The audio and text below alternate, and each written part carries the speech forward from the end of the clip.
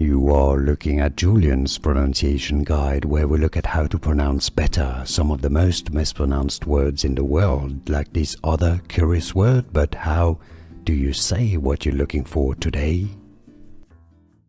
Let's learn how to pronounce welcome in Arabic and how you can easily say it. This is how it is written. You've got it on your screen. If we were to write it with Roman letters, this is how you would write it phonetically. The pronunciation is as مرحبا. مرحبا.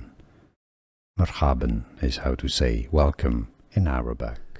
Here are more videos on how to pronounce more confusing words and names too many mispronounced. Like this video if you found it useful. I appreciate your support. I'll see you soon and thanks for watching.